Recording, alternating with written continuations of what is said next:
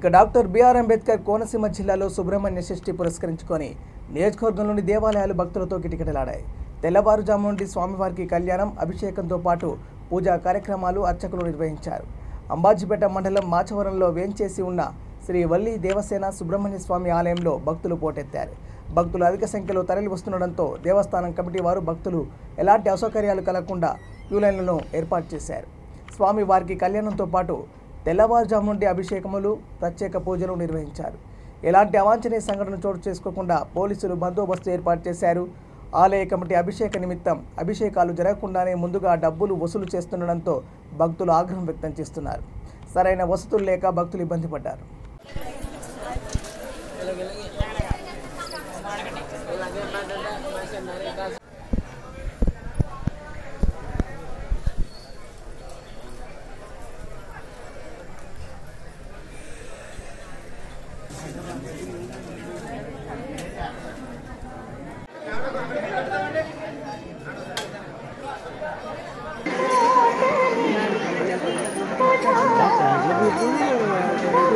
Gracias.